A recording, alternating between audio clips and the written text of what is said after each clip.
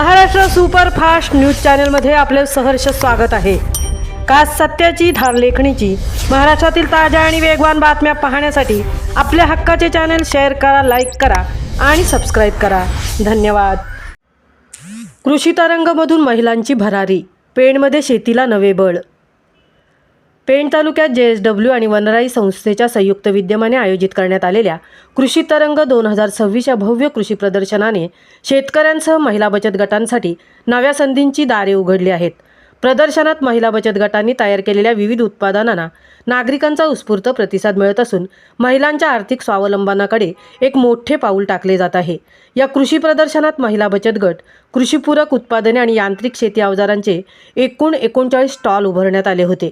आधुनिक शेती तंत्रज्ञान, अवजारे आणि नाविन्यपूर्ण उत्पादने पाहण्यासाठी पेण तालुक्यासह परिसरातील शेतकरी व नागरिकांनी मोठ्या संख्येने हजेरी लावली।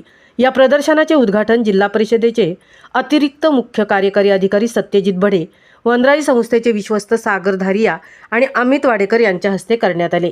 यावेळी 19 ग्रामपंचायतींचे सरपंच, ग्रामपंचायत सदस्य, शेतकरी तसेच JSW कंपनीचे अधिकारी, कृषी विभागाचे अधिकारी आणि महिला बचत गटांच्या महिला उपस्थित होत्या।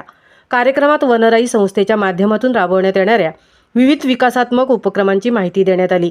बदलत्या हवामानामुळे शेतकऱ्यांना भेडसावणाऱ्या अडचणी लक्षात घेता शेती अधिक शाश्वत आणि उत्पन्न वाढीची कशी होईल यावर मार्गदर्शन करण्यात आले।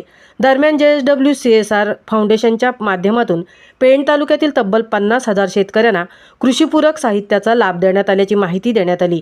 भाजीपाला, कलिंगड, टरबूज यासह विविध पिकांसाठी आवश्यक बियाणे, रोपे, खते आणि कीटकनाशके उपलब्ध करून देण्यात आली आहेत।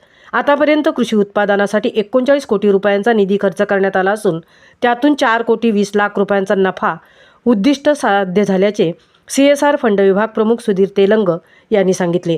महिला सक्षमीकरण, आधुनिक शेती आणि शेतकऱ्यांच्या प्रगतीचा सशक्त संदेश देणारे कृषी तरंग 2026 प्रदर्शन पेण तालुक्यासाठी निश्चितच दिशादर्शक ठरत आहे।